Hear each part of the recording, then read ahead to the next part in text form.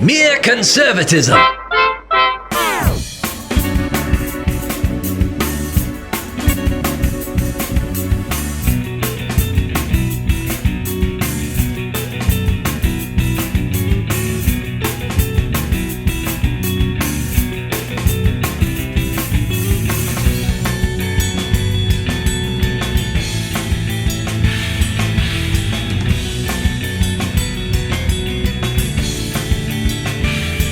Okay, are we done yet? We're here. David, are you there? Yeah, I'm right here, Cleve. Okay. Where are you? I'm over here, David. Oh, there you are. David Perry, and I'm Cleve Walker, and this is Mere Conservatism and This is Biden's America. President Joe Biden. I'm trying to get used to even saying it. And I got to tell you, I don't think I'll ever get used to saying it. It's weird. 2 presidential elections in a row, and I'm like, this guy became president? Really? When Trump became president, I could not believe it. Yeah. And I can't believe that Joe Biden actually became president. It's crazy. Well, wrap your mouth around this. Kamala Harris is vice president. Is it Kamala or Kamala? I don't even care anymore. It's her. Okay. I can't wrap my mind around that because, well, we don't want to see the Babylon Bee article saying that they decided to put bulletproof glass in between Kamala Harris and Joe Biden at the inauguration just to be safe. She wants to be president so bad. Yeah, and she will be. I still believe that Joe's not in there for the long haul. I think she's going to recruit his dogs. Like I've been saying for weeks, she's going to recruit his dogs. They're going to take him down, break more than an ankle this time. Well, let's start at the beginning. Did you watch the inauguration, by the way? Heck no. Okay. I don't watch stuff like that. So somebody said online, join me in not watching the inauguration of Joe Biden. And I was like, okay, I don't watch. Who watches presidential inaugurations really? How boring can you get? I got to confess. The same people that watch royal weddings. Well, no, I got to confess. I watched Trump's inauguration. I didn't. I did. And only because it was so novel and so unbelievable that God had placed him there as president. I had to hear what he had to say. And he said some good stuff. But he said some really good stuff in his farewell address here recently. He did. We don't want to touch on that. But every other presidential inauguration I have not watched. And this one I could not watch. If I wanted to, I could not have forced myself to. Because just the image of those 2 people placing their hand on the Bible, okay, a book that that they are against in every conceivable way as far as their policies are concerned. How could you take that? That's almost, I won't say it's blasphemy, but that's almost akin to it to me, to do that. And, well, that's what they did. Well, at least they used the Bible and not some Koran or something. Yeah. Not Ibram X. Kennedy book or something like that. I'd almost rather they did that because, again, every policy of the Democrat Party is antithetical to the author of the book that they swore an oath on. So I don't know. I'd rather they just use a dictionary. Okay. It's not good. A lot of people are lamenting what's happening. It hasn't happened yet, so I'm going to try to refrain until a lot of stuff happens. Of course, there were some executive orders right away. We're going to get into that right now. That were not good. Fact. Yeah, but let's go back a bit. President Joe Biden, still having a hard time saying that. He and the Democrats are pledging to work together in his inaugural address. That was a big theme. We're going to work together. House Minority Leader and California Republican Congressman Kevin McCarthy was on America's Newsroom on Fox. And he said he really doesn't see any unity in Biden's executive orders. You can say you want unity, but you cannot pretend a liberal democratic agenda is the American priority. What unity is there in closing the pipeline? You lose more jobs, energy cost goes up. What unity is there on the first day joining the Paris Accord and World Health Organization? China becomes stronger, gets an advantage over us economically, and the World Health Organization is the one who lied to us about COVID.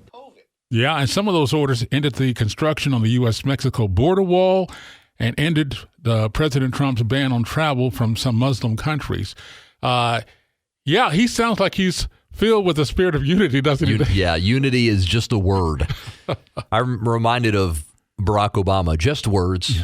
Just speeches. That's it. Oh. Yeah, they're going to say unity over and over again, and what they mean is you lose. Yeah. Yeah. They mean that people that disagree with them, you change. No unity over things that we both agree on. No. No. You submit. Their unity is uniformity. Mm-hmm. Okay. You conform to us. Then we'll maybe talk about, cutting you some slack. Unity is supposed to be, okay, we're different, but what do we agree on? What can we work together on? That would be unity, finding common ground. That's not what's happening. They're conquering is what they're doing. Exactly. There's no unity there. They want to squash any opposition from us or anybody else. And guess what? If they want to try to do that, that's their right. Mm-hmm. They can do that, but their battle cry is unity. Yeah. Which is very it's very Soviet-esque, isn't it? Yeah. Of course, the Soviets had their definition of peace, which is the absence of resistance to communism. Yeah. That's peace to them. Absence of resistance. That's unity to the Democrats. Absence of resistance. David, what bothers me the most, though, is the naivete on our side, because I talk to any number of people who believe, they're offering unity. Let's try to meet them halfway. They want to, Biden, that sounds, like he's trying to placate the anger that so many on the right feel. And so, let's give them a chance. And okay, give them a chance. In other words, let them demonstrate what they're going to do. But to actually believe that they want unity, I mean, I'm sorry. We've got to become much more realistic than that. Again, I'm not trying to say just give up and just resign yourself to our fate, but I'm not going to pretend that these people on the other side are saying we really want healing. We really want a nation unified as Americans. That is just not the case. Well, an action would have to take place for us to begin to believe that. So far, it's the word unity, but no action that demonstrates unity. None. He could. What Biden could do is say, "Hey, I don't want to have an impeachment of the former president." He could do. That'd be a great bone to throw out there. He won't do it. His default answer so far is, that's up to the Senate. I'll leave it them to decide. I don't want to usurp. You see what I'm saying? He has a wonderful opportunity. If he wanted to actually show signs of reaching across the aisle and bringing healing, that would be a great action to take. Well, and there's plenty of the Democrat rank and file, Cleve. I've talked to them. They don't care about unity at all. Okay. They really don't, and they're not pretending that they do, which is fine. I'd rather them do that. They're saying forget unity. Right. We're defeating conservatives here. We're getting you guys out of the national conversation. We're destroying all remnants of all this stuff because it's poison. That's what they believe, because Trumpism is poison and all that stuff, and they think every conservative is a Trumper more than they are anything else. They're using the Capitol Hill riot as a pretext to do everything they wanted to do already. You got it. I mean, and let me say this to the Republicans. I've heard them say this for years. What we need is a good loss so that we can see what things will look like under a Democratic administration, and then people will just be so ready to bounce back. Who says that? I've heard people say that, those who didn't want to support the Republican nominee. We didn't lose enough when we ran McCain or Romney. Here's the thing. We need to understand the Democrats don't want a two-party system. Okay, they want a single-party system. They don't mind a Republican Party existing as long as it's totally impotent. Okay? See, I don't think yes. Okay, Yeah. So what you said there is true. They do want a Republican Party. In effect, it's a one-party system. This is what they want. Yeah. They want the Republicans to be Appalachian State. Yeah. And they want to be LSU. Right. Okay, which means that every 4 years, Appalachian State goes on the road and gets blown out in Death Valley by LSU. That's what's supposed to happen. They want it's a warm-up for them. They want a pretense that there is actually They want a game. Yeah. They want to warm up. But Appalachian State isn't supposed to win. Right. God forbid they win. Yeah. Donald Trump becomes president, and then it's all what breaks loose. Right. And they can't believe it, and they have to right the wrongs. They don't want the Republicans to be Alabama. They want the Republicans to be Appalachian State. But I bring this up because you got parties like the Libertarians and a few other parties who believe that that they'll eventually get to the point where they will be in the national conversation in a powerful way. Therefore, they won't support Republicans until they can have a chance to get there. And I'm just trying to tell you, whether you're Libertarian or whatever other party you belong to, the Democrats will demand total dominance. So Libertarians, you ain't gonna get a shot at this if the Democrats have their way. And I've been telling my Libertarian friends for the longest, because they will never seem like support Republicans, because they just want the Republicans to fail, and then it's their turn. It's true. And by the way, we can change the Republican Party. How so? We've seen it happen. How so? We saw it happen during the Tea Party, and culminating in Donald Trump winning not only the primaries, but the general election. That is a radical change inside the Republican Party. We can do it. Yeah. Now, look, I wasn't pushing Donald Trump. I was pushing different Tea Party people like Ted Cruz. But the bottom line is that Donald Trump getting elected was a grassroots swell inside the Republican Party. We can change the party, but we have to be active, and we have to push our politicians for what we want. And by the way, I'm not going to stop calling my senators just because they're Democrats. I'm going to keep doing that. Right. I'm in Georgia. Yeah. I've got 2 Democrat senators now, and they're going to hear from me, just like my Republican senators who hardly ever did what I wanted them to do heard from me. But if you start splitting, if you can't find common ground with somebody with the Republicans, then the Democrats will consolidate and they will take over everything. And I say that to Libertarians, and also Trump has hinted, I believe, that he might want to start a party, and I think that's a bad move. Well, here's the thing, though. Part of me says, no, I don't want to see that happen, but the other part says the Republican Party may bring that about. They may leave us no choice.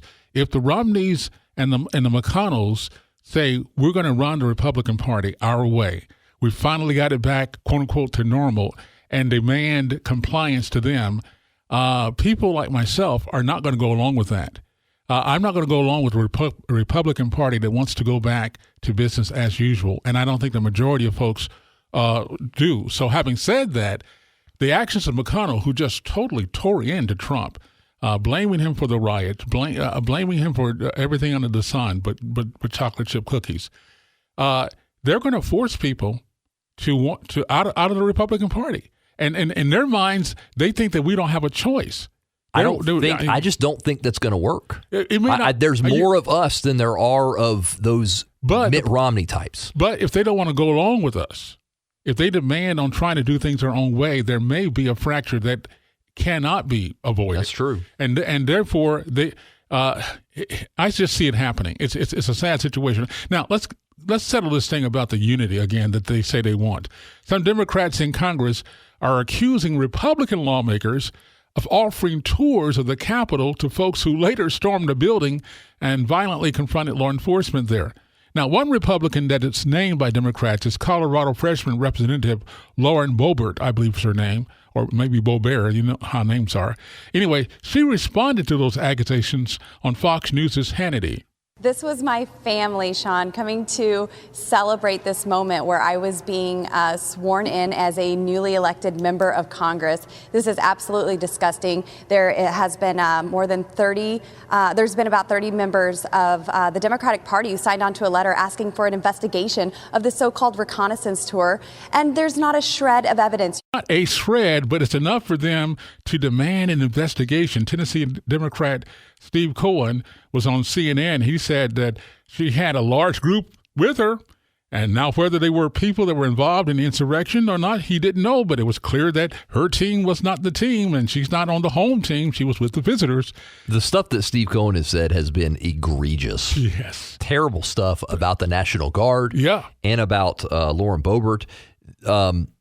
First of all, if this was true, this would be horrific and terrible. Well, I mean, if there were Congress people giving tours to people that they knew were planning some sort of attack on the Capitol, yeah, that would be really, really bad. This is a huge accusation. And it's intended to be. I'm trying to tell you the reason why they keep throwing out the fact that this was an insurrection, because then if they can find anybody who supported it, then they can get some Republican congressmen out of Congress. They can get them out. They couldn't defeat them at the election, but they can have them removed. You see what I'm saying? So well, it's a disgusting accusation. Again, if it's true, it's like just about as bad as what a congressperson could do, probably. It's too big an accusation to make without having anything more than. And he's going, oh yeah, I don't know who they were. I don't know if any of the people that were with her were part of the insurrection. There were just people there. Right. So let's accuse her of that. Yeah. And then because she's conservative. See, this is the thing. This is what they're doing. They are there were very few people who engaged in violence at the Capitol. Right. Relatively compared speaking. to the crowd. Yes, yes. Relatively speaking. Yeah. But now everybody is painted with the same brush. In fact, I've had liberals tell me, anybody that thinks there's something fishy about the election, who thinks the election wasn't on the up and up, they may as well have been breaking windows at the Capitol. Right. They're talking about, I mean, are you talking about like grandmas in rural Georgia who think something's not quite right with, they're the same as I mean, how idiotic is that? They're making that, by the way, the litmus test, okay, for everybody, especially for Republicans. And Republicans, some of them are giving into it and are trying to do their best to appease them and denounce the insurrection and maybe denounce others who they feel were involved in it. But that's a new litmus test. Do you believe there was the election fraud? Election fraud. Because if you do, you're a terrorist. And you are part of the reason for the insurrection. It's ridiculous. But it's ridiculous only in the real world. In the world we're living in now, it's a powerful tool that the media, the social media will run with. And as a matter of fact, right now that if you're on social media, you can't talk about believing that there was, a collusion as far as vote fraud is concerned. You can't even talk about it. You can't even say something doesn't add up. Something doesn't make sense to me. You're not allowed. This. I mean, think about that. You cannot even imply that this election was anything but the most fairly run election in the entire history of elections. I mean, see, that's what you have to say if you're going to get anywhere on their good side.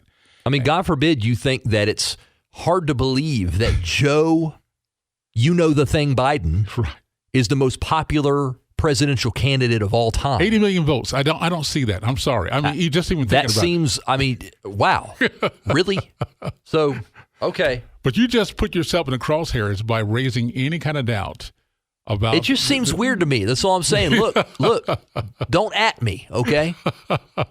Maybe I'll get canceled. I just don't know. I don't know that there's enough election fraud to overturn the election. There's always some. Yeah. There's always some election fraud. That's a straw man argument when you think about it. We shouldn't want any election fraud. And that's right. And we should be addressing it no matter how much it was. Even if it wouldn't overturn the results of the election, we ought to know if there was nefarious things going on in Fulton County or in Pennsylvania or in Michigan. I say again, they had one forensic audit that I know of that came up with something like 800 times higher rejection rate than normal.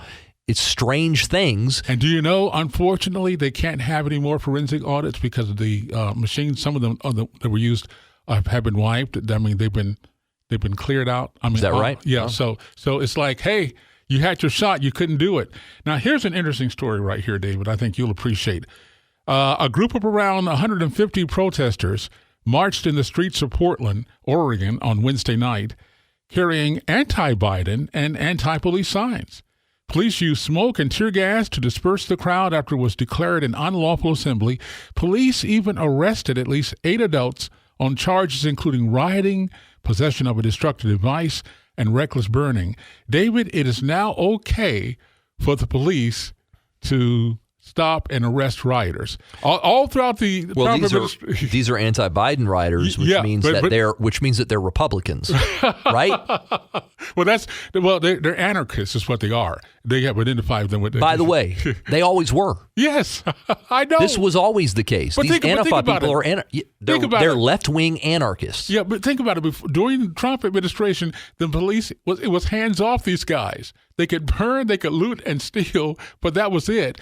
Now it's okay. You can take whatever action you got to take now because you're our guys. That's true about the riots. Uh-huh. Things have changed the way these mayors are handling riots now. This happened in New York, too, on Martin Luther King Day. Sadly, a lot of police officers were injured at riots there. It's also true about COVID policy. So have you noticed that New York, Governor Cuomo, he's now following the science, of course, and doing exactly what Georgia did 5 months ago or more. Yeah. They're kind of catching up to Georgia and Florida. And said lockdown's not good. We can't just keep doing this lockdown. What? Really? This guy? You don't say. This man? I mean, he's the worst. And it's so transparent. It's frustrating. You just have to know everybody can see it, right? Yeah, but do they? I don't think so. Well, you have a media that they know will never call them out, David, on anything. They can say and do anything because it's not going to be reported that way, not even on social media. So my point is... They're like, give him an Emmy. Right. He's right. We should give him an Emmy. We should open back up. We can't just keep doing this. And we're down here in Georgia we opened in April. Yeah. Oh, same thing in Florida. I mean, very successful in what they're doing and removing the lockdown and taking away the draconian measures. I don't know if Florida ever had a statewide lockdown. I don't think they did. They had some local ones. Yeah. But see, Florida is probably the best state in the country at handling this thing. Yeah. They did a great job. They locked down nursing homes. Yeah. They didn't lock down everywhere because they weren't nuts. And they realized that some people were more at risk than others, and they protected the at risk, and they protected their economy and everybody else. And that's why a lot of folks are fleeing New York and places like that and their measures and going to Florida, okay?